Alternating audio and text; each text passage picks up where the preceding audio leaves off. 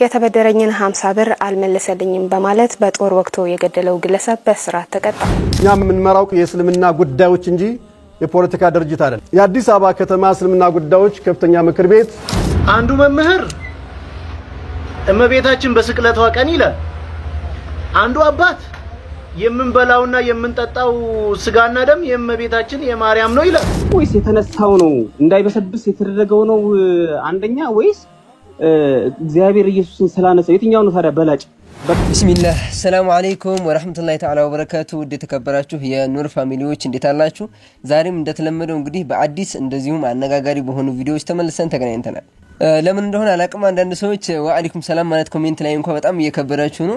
ምን እንደሆነ አላቅም፣ ኪቦርድ መጻፍ ይሁን ምን ይሁን እንደሚያስቸግራችሁ አላቅም፣ ግን የአላህን ሰላምታ እንኳን የሚመልሰው እየጠፋ ነው። አላኩል ሀል ዛሬም አዳዲስና አነጋጋሪ ሆኑ ቪዲዮዎች አሉ። እንግዲህ ኢትዮጵያ ውስጥ መኖር ከባድ ነው ምንላችሁ ለዚህ ነው። እንግዲህ ለ50 ብር ብሎ ጓደኛውን ወይም ደግሞ የሚያቀውን ግለሰብ የገደለ ሰው አለ። እንግዲህ 50 ብር አበድሮ ሳይመልስ ለቀርቶ ማለት ነው። ይህ እንግዲህ አነጋጋሪ የት ነው የተከሰተው የት አካባቢ ነው ምናምን የሚለውን ሙሉ መረጃውን ታገኛላችሁ። በሌላ መረጃ እንግዲህ ሁሱ በጣም አዝናኝ የሆነ ቆይታ ነበረው አንድ እንግዲህ ተከራካሪ ወንድማችን ጋር እሱንም ቪዲዮ አለ። ሌሎችም እንደዚሁ በቃ አዝናኝና አስተማሪ የሆኑ ቆንጆ ቪዲዮዎችን ወደ እናንተ ይዤላችሁ መጥቻለሁኝ። ቪዲዮውን ላይክ ያደረጋችሁ ጀምሩት። አዲስ ሆናችሁ ሰዎች ደግሞ ቻናሉን ሰብስክራይብ በማድረግ ቤተሰብ መሆን ትችላላችሁ። ከሁሉም በፊት ግን መጀመሪያ ላይ እንግዲህ ለ50 ብር ሲል እንግዲህ ጓደኛውን የገደለውን ግለሰብ ዜና ሰምተን ወደ ሌሎች ቪዲዮዎች እንሻገራለን። የተበደረኝን 50 ብር አልመለሰልኝም በማለት በጦር ወቅቶ የገደለው ግለሰብ በእስራት ተቀጣ። በከፋ ዞን ፍትህ መምሪያ ልዩ ወንጀሎች አቃቢ ሕግ ዮናስ ተረፈ እንደገለጹት ተከሳሽ ግዛቱ ግዳያ በከፋ ዞን ቢጣ ወረዳ ህዳር 4 ቀን 2017 ዓ.ም ከምሽቱ 2 ሰዓት ገደማ የግል ተበዳይ ሟች ማንደፍሮ ማሪቶ ላይ የግድያ ወንጀል በመፈጸሙና ጥፋተኝነቱ በማስረጃ በመረጋገጡ የቅጣት ውሳኔ ተላልፎበታል። የቢጣ ወረዳ ፖሊስ ምርመራ መዝገብና የአቃቢ ሕግ የክስ ዝርዝር እንደሚያመላክተው ተከሳሹ ለሟች ማንደፍሮ ማሪቱ በህይወት በነበረ ወቅት የተበደረውን 50 ብር እንዲመልስለት ይጠይቀዋል። ሟቹ በወቅቱ ብር አለመያዙን ቢገልጽለትም በመካከላቸው በተነሳ ጸብ ምክንያት ተከሳሹ የግል ተበዳይ በያዘው ጦር በግራ በኩል ደረቱን በመውጋት ህይወቱ እንዲያልፍ ማድረጉን የቢጣ ወረዳ ፖሊስ በምርመራው አረጋግጧል። ፖሊስ መዝገቡን በሰውና በህክምና ማስረጃ አስደግፎ መዝገቡን ለአቃቢ ሕግ ክስ እንዲመሰርት መላኩን ማስረድቷል። የዞኑ ፍትህ መምሪያ አቃቢ ሕግ ከፖሊስ የደረሰውን ምርመራ መዝገብ መነሻ በማድረግም ግለሰቡን በኢፌድሪ ወንጀል ህግ 540 ላይ ጠቅሶ ተራ በሆነ የሰው መግደል ወንጀል ክስ መስርቶበታል። የካፋ ዞን ከፍተኛ ፍርድ ቤት አቃቢ ሕግ ግለሰቡ ላይ የመሰረተውን ክስ ግራ ቀኙን ሲያከራክር ቆይቶ ተከሳሹ በአቃቢ ሕግ ምስክሮችን ማስተባበል ባለመቻሉ ፍርድ ቤቱ የጥፋተኝነት ብይን ሰጥቶታል። በዚህም መሰረት የካፋ ዞን ከፍተኛ ፍርድ ቤት ሚያዝያ 9 ቀን 2017 ዓ.ም በዋለው የወንጀል ችሎት ተከሳሽ ግዛቱ ግዳይ በ12 ዓመት ጽኑ እስራት እንዲቀጣ መወሰኑን አቃቢ ሕግ ዮናስ ተናግሯል። ዘገባው የሳምሬ ስዩም ነው። እንዴ ኢትዮጵያ መኖር ግን በጣም እያከበዱት መጥተዋል። በዚህ አይነት ሁኔታ እኮ ሰዎች እንኳን መንገድ ላይ ሲገጫጩ ጭምር ጩቤ ይዘው ሊወጋጉ ሁላ ይችላሉ። ሱብሃንአላህ አላህ ይሰውረን አላህ ይጠብቀን። አላኩል ሀል ግን ለ50 ብር ብሎ የሰው ልጅ ህይወት ማጥፋት በጣም ከባድ ነው።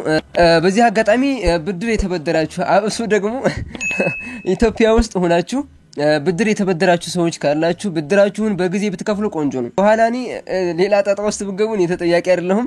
ይህን ቪዲዮ ማድረሻለሁኝ እናንተም ለሌሎች ሰዎች ሼር አድርጋችሁ ማድረስ ትችላላችሁ። ብድር ያለባችሁ ሰዎች አደራ ክፈሉ። እንግዲህ ሰሞኑን መጅሊስ ላይ ያለውን ጫና ታውቃላችሁ። አንዳንድ የድሮ የመጅሊስ አመራር የነበሩ ግለሰቦች እንግዲህ ብዙ አይነት ቪዲዮዎችን እየለቀቁ መግለጫዎችን እየሰጡ ነው ያሉት። የአዲስ አበባ መጅሊስ ደግሞ በሁኔታዎች ላይ እንግዲህ መግለጫዎችን ሰጥቷል። እሱን ቪዲዮ ተመልከቱ። እኛም የምንመራው የእስልምና ጉዳዮች እንጂ የፖለቲካ ድርጅት አይደለም። የአዲስ አበባ ከተማ እስልምና ጉዳዮች ከፍተኛ ምክር ቤት መስጂድ ይቀማል ይላል፣ ኢማሞችን ያፈናቅላል ይላል፣ ዜናው ይጋፋል ይላል፣ ያገላል ይላል።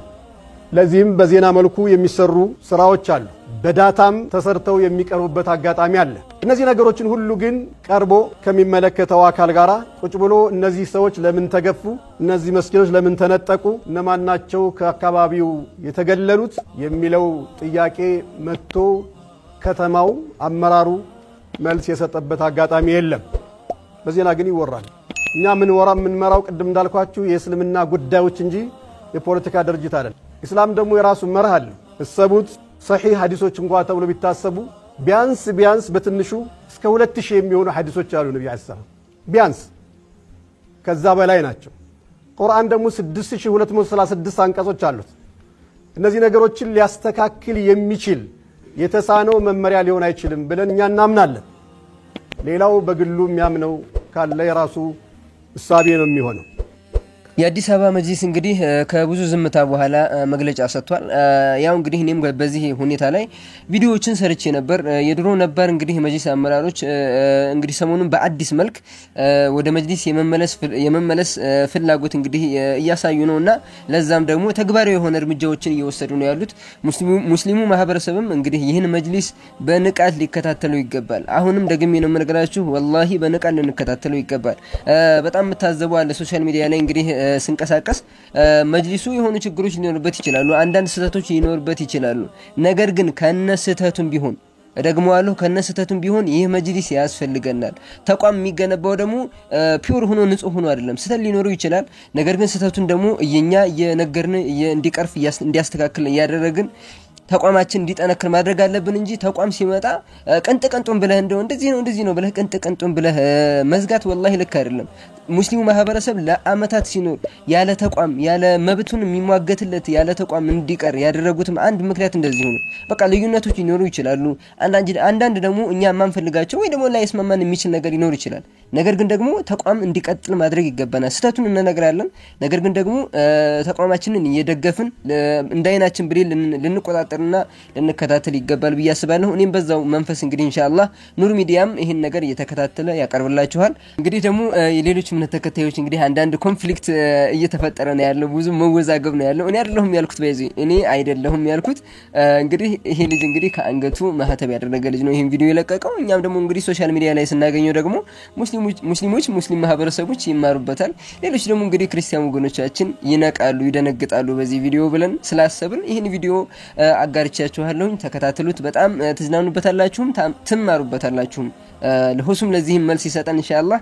መጀመሪያ ግን የልጅየውን ንግግር እንመልከት። አንዱ መምህር እመቤታችን በስቅለቷ ቀን ይላል፣ አንዱ አባት የምንበላውና የምንጠጣው ስጋና ደም የእመቤታችን የማርያም ነው ይላል። አንዱ መስቀል ላይ የፈሰሰው የማርያም ደም ነው ይላል። ምን ጉድ ነው? ምንድነው እየሰማን ያለ ነው? ግን እውነት ይሄ የኢትዮጵያ ኦርቶዶክስ ተዋህዶ ቤተክርስቲያን አባቶች ናቸው? የምር ነው? በኦርቶዶክስ ተዋህዶ ቤተክርስቲያን ውስጥ የሚያምኑ ናቸው? እኔ በጣም ግራ እየገባኝ ነው። ምንድነው እየሰማን እያየን ያለ ነው? በዘመናችን ምን እየሆነ ነው? እስቲ አንድ ቪዲዮውን ስሙልኝ። ያልተቀበለችው መከራ የለም ድንግል ማርያም ህይወቷ በመንከራተት ያለቀ ነው። ዛሬም በስቅለቷ ቀን በልጇ ክብር የነገሱና አስኬማ የደፉ አባቶች ሁሉ ሳይቀሩ ድጋሚ ሊያስለቅሷት ይሞክራሉ። ያቺ ቤዛ አንተ መስቀል ላይ የዋለው የድንግል ማርያም ስጋ ነው። አንተ የማን መሰለ ቤዛ የሆነው? ደስ ይበልህ። በቀራንዮ የፈሰሰው ደም የማን ነው? ስጋን የለበሰ ከሷ ነው። የሷ ደም ፈሷል። እሷን ስጋ አይደል እንዴ ተዋህደው? እምንበላው የምንጠጣው ስጋ የማን ነው? የሷ ነው።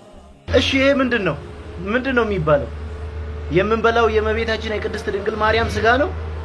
በዕለተ ዓርብ የነበረው ስቅለት የቅድስት ድንግል ማርያም ስቅለት ነው። መስቀል ላይ የፈሰሰው ደምስ የእመቤታችን የቅድስት ድንግል ማርያም ደም ነው። ምንድነው እየሆነ ያለው? የእውነት እኔ ግራ ገብቶኛል። ምንድነው እየሆነ ያለው? ኧረ ተው ወዴት እየሄድን ነው? መልስ እንዲሰጥበት እንፈልጋለን። ምን ማድረግ ይቻላል እንግዲህ? ማልቀስም አይቻል ያለው እንዴ ታስታውሱታላችሁ። እኔ እንግዲህ ምንም ማድረግ አልችልም። ያው እንግዲህ ሶሻል ሚዲያ ላይ ሲዘዋወር የነበረ ጉዳይ ነው እና እናንተም ደግሞ በዚህ ቪዲዮ ብዙ እንደምትማሩ ተስፋ አደርጋለሁ። ሐቅ ላይ የሌለሰው እንግዲህ ያው መወዛገቡና መቃረኑ የማይቀር ነው በአንድ ጎጆ ስር ሆነው። ነገር ግን ደግሞ 10 የተለያየ ሐሳብ ነው የሚያወሩት ምእመናኑ እስከሚወዛገብ ድረስ ማለት ነው። እንግዲህ እነዚህ የተወዛገበ ነገር እየሰማችሁ እናንተም ተወዛግባችሁ ያለ ዲን ከምትኖሩ ወደ እስልምና እንቶሎ አንብቡ፣ እስልምናን አንብቡ፣ ቁርአንን አንብቡት። ኢንሻአላህ አላህ ሂዳያ ይሰጣችኋል። እኛንም ደግሞ እስልምና ውስጥ ያለነውን አላህ ደግሞ በእስልምና ምን ሞት አላህ እንዲያደርገን ዱዓ አድርጉ። እንግዲህ ሁሱ ወንድማችን ደግሞ ያው ታውቃላችሁ ሶሻል ሚዲያ ላይ ሰሞኑን ደግሞ መነጽሩን ግልብጥ አድርጎ ሲያወዛግባችሁ ነበር። እሱን ቪዲዮ ተከታተሉ። እንግዲህ አንድ ወንድማችን የጠየቀው ጥያቄ አለ፣ ለሱ ቆንጆ የሆነ መልስ ተሰጥቶታል። እሱን ቪዲዮ ተመልከቱት፣ እንገናኛለን። ወይስ የተነሳው ነው እንዳይበሰብስ የተደረገው ነው አንደኛ፣ ወይስ እግዚአብሔር ኢየሱስን ስላነሳ? የትኛው ነው ታዲያ በላጭ የትኛው ነው? ጭራሽ አፈር ውስጥ የቀረው ሞቶ የቀረው ነው በላጭ ወይስ እንዳይበሰብስ ተደርጎ የተነሳው ነው በላጭ? ኦኬ የሚበልጣው እንግዲህ ሌላ አልጨረስኩም። ሌላው ጥያቄ መሰለህ በተደጋጋሚ ጠይቄያቸዋለሁ። እቺን ጥያቄ አልመለስክልኝም። ባለፈው ነበር። ይሄንን ጨርሳለሁ። ከዛ ወደ ቀጣይ ጥያቄ ትሄዳለህ። ተያያዥ ነው ከእንትን ጋር ስለሆነ አንድ ላይ ብትመልስልኝ ችግር የለውም። ዳግመኛ ጥያቄ ከማቀርብልህ ከሚንዛዛ ማለት ነው ትጠይቃለህ። አብሽር አለሁኝ እኮ የትም አልሄድም። ይኸው አለሁ። እሺ አሁን ሰውየው ስጋ የኢየሱስንና የነቢዩ መሐመድ ሰለላሁ ዐለይሂ ወሰለም ስጋ እያወዳደረልን ነው። የትኛው ስጋ ነው ይበልጣል? እምልህ አንተ አንደኛ ተአምራቶችን የሰሩትን ነግረሃል ዘረዘርክላትና፣ እሺ አንድ ድል ስጠኝ። አንድ ደቂቃ ጊዜ ትሰጠኛለህ? ሰጠው። አመሰግናለሁ። ጊዜ ስለሰጠኝ አመሰግናለሁ። በሰጠኝ ጊዜ ላይ ጠልቀህ እንዳገባ አዳምጠኝ። እሺ አመሰግናለሁ። እሺ እንግዲህ ስጋ እናወዳደር ነው። እኔ ነቢዩ መሐመድ ሰለላሁ ዐለይሂ ወሰለም እና ኢየሱስን በዚህ ጉዳይ የማወዳደር አይደለም። ሁለቱም የምወዳቸው የማከብራቸው ነብያት ናቸው። ይሄ መበላለጫ ቢዛንም አይደለም። ነገር ግን እሱ ማወዳደር ፈለገ፣ ላወዳደርላቸው። የሚበሰብሰው ስጋ የማን ስጋ ነው ከተባለ እንደ ክርስትናና እንደ እስልምና ያለውን ማወዳደር ይፈልገው። እንደ እስልምና ከሆነ የማንም ነብያት ስጋ አይበሰብስም። ገብታችኋል አይደለ? የክርስትናው ግን የኢየሱስ ክርስቶስን ስናይ ጊዜ አምላኩ ባያስነሳው ኖሮ በስብሶ የሚቀር ስጋ እንደነበር ይነግረናል መጽሐፍ ቅዱስ። የነቢዩ መሐመድ ሰለላሁ ዐለይሂ ወሰለም የማይበሰብስ ስጋ ነው። ማስረጃ እኔ ያለ ማስረጃ አልናገርም። ማስረጃ ቃለ ነቢዩ ሰለላሁ ዐለይሂ ወሰለም ኢነ አላህ ሐረመ ዐለል አርድ አን ተእኩለ አጅሳደል አንቢያ። ነቢዩ ሰለላሁ ዐለይሂ ወሰለም ምን አሉ? አላህ ምድር ላይ እርም አድርጎባታል የነብያትን ስጋ እንዳትበላ። በፍጹም የነብያት ስጋ ይበላል። ለናሙናነት ያክል የታያለ ወይንስ ዝም ብሎ ሐዲስ ብቻ ነው? ላ ሐዲስ ብቻ አይደለም። ለናሙናነት ያክል ከነብያት መካከል የአንዱ ነብይ አስክሬን ለዘመናት ቆይቷል ምንም ሳይበላ። ማስረጃ አለን። ሸይኹል ኢስላም ኢብኑ ተይሚያ እንዳለ በርካታ ቀደምት መልካም ሰለፎች የጠቀሱት አንድ ታሪክ አለ። እሱም ማን ነው? ዳንኤል አለይሂ ሰላም። ዳንኤል ከነብያቶች መካከል አንድ ነብይ ነው። የታላቅ ነብይ አላህ ሱብሓነሁ ወተዓላ በእስራኤል ምድር ላይ ወጣ እንደ ጌታ ዳንኤል ቀጥልሽ እና ይህ ዳንኤል የተባለው ታላቅ ነብይ ከነመሲሁ በፊት የነበረ እስራኤላዊ ነብይ ነው። ነገር ግን አስክሬኑ የተገኘው መቼ ነበረ? በዑመር ኢብኑ አልኸጣብ አገዛዝ ጊዜ ነው። ዑመር ኢብኑ አልኸጣብ እሱ በሚያስተዳድርበት ጊዜ ሰሃቦች ወደ ፍልስጤም ሄደው በዚያ የሚገኙ አይሁዶችን ልክ እንዲሁ ያኒ እንትን ካሉ ከማረኩ ምን ካሉ በኋላ የሆነ ቤት ሲገቡ ጊዜ መቃብር ቦታ ላይ ልክ እንደ ቤት እንደ ضريح ተሰርቶ አንድ ሳጥን ያገኛሉ። ያን ሳጥን ሲከፍቱት አንድ አስክሬን አለ። አስክሬኑ አይሸትም። ምንም የሆነው ነገር የለም። ሰውነቱ ምንም አልተበላ። ልክ ያንን ከቀብሩ አውጥተው እንደዚህ ከሳጥኑ ሲያወጡት ጊዜ ምንም የሆነው ነገር የለም። ሰውነቱ እንዳለ እንደተጠበቀ ነው። የተጠቀለለች ሻሃዳ የሚላለ እያሉ ነው አድሚኖች ተከታትለሽ አስገቧቸው። የተጠቀለለ ወረቀትን አገኙ። በዚያ ላይ ምንድነው ይሄ የተጻፈበት ነገር ማለት ነው። ያንን የተጻፈበት መልእክት የተጠቀለለውን ሲከፍቱት ጊዜ ዕብራይስጥ ጽሑፍ ነው። ኩቲበ بالعبريه በዕብራይስጥ ቋንቋ ነው የተጻፈው። ሱሐቦች ደግሞ አረበኛ ነው ማንበብ የሚችሉት፣ ዕብራይስጥ አይችሉም።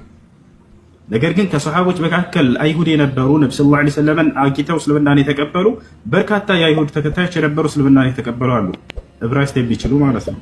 ከነዚያ መካከል ማን ነው አንደኛው? ከዕቡል አሕባር። ከዕቡል አሕባር ጋር ይሄን ደብዳቤ ወሰዱት። ከዕብ ሆይ አንተ ዕብራይስጥ ትችላለህና እስኪ አንብብና ተርጉምልን፣ ከዚህ ከአስክሬን ስር ይሄን ተጠቅልሎ አግኝተን ነው አሉ። ወዲያው ያንን ገልጦ አየው፣ አነበበላቸው። ይህ ስለ እናንተ ትንቢት የሚናገር ነው። በዚያ ላይ ምን ይገኛል? ከእኔ በኋላ የሚመጡ ታላላቅ ነብያት ብሎ መሲሁንና ነቢዩ ሙሐመድን ሰለላሁ ዐለይሂ ወሰለም እንዳወሳቸው ተገኘ። እኔ አላህ በእስራኤል ምድር ላይ ከላከኝ ነብያቶች አንድ ነቢይ ዳንኤል እባላለሁ። አስክሬኔንም የመጨረሻው ዘመን ትውልድ የነቢዩ ሙሐመድ ትውልዶች አግኝተው እነርሱ እስኪቀብሩ ድረስ በምድር ላይ ይቆያል ብሎ ተናግሮላቸዋል። ወዲያው ይሄ ደብዳቤ ወደ ዑመር ኢብኑ አልኸጣብ ተላከ። ዑመር ኢብኑ አልኸጣብ የጊዜው መሪ ነውና ዑመር ኢብኑ አልኸጣብ በደረሰው ጊዜ ይሄን ሐዲስ ነገራቸው። በእርግጥም ነቢዩ ሙሐመድ እውነትን ተናግረዋል ሰለላሁ ዐለይሂ ወሰለም ኢነ አላህ ሐረመ ዐለል አርድ አን ተእኩለ አጅሳደል አንቢያ ብለውን ነበር። አላህ የነብያትን ሰውነት አፈር እንዳትበላ እርም አድርጎባታል። ነብያት ስጋቸው አይበላም ብሎ ነግረውን ነበር። እውነት ቃላቸውም እውነት ነው። ማሻአላህ እስካሁን እየተከታተላችሁ ነበር እስከዚህ ድረስ ሱብሃንአላህ ካላችሁ ደቂቃ እንግዲህ ሶሻል ሚዲያ ላይ ከምታሳልፉት ደቂቃ እኔ ጋር 10-15 ደቂቃ እንግዲህ አላህ ባለው መንገድ እንግዲህ በቻልነው መጠን ስለ ዲን እንግዲህ በመናወራበት ቻናል ቆይታ አድርጋችኋል ማለት ነው አልহামዱሊላህ ደስ ብሎኛል እንግዲህ ሁሱ ወንድማችን ያው ታቃላችሁ ሶሻል ሚዲያ ላይ በጣም እንግዲህ ዝረራውን ያያችሁ ነው ፊት ለፊቱ መቆም አይችሉም ያው የሆነች ነገር ብለው ጥያቄ መልስ ሲሰጣቸው ወይ ደግሞ የሆነ ጥያቄ ሲመጣባቸው ላሽ ነው የሚሉት አላኩልህ እንግዲህ ኔክስትም እንግዲህ እንደዚህ ቆንጆ የሆነ ቪዲዮዎችን ይዤላችሁ ቀርባለሁኝ ይህ ኑር ሚዲያ ነው ኢንሻአላህ ኑር ሚዲያን ከፍ እናደርገዋለን ለሙስሊሙ ማህበረሰብ የሚያገለግል ሚዲያ እናደርገዋለን ኢንሻአላህ ኔክስት በሌላ ቆንጆ ቪዲዮዎች ተመልሰን እንገናኛለን ወሰላሙ አለይኩም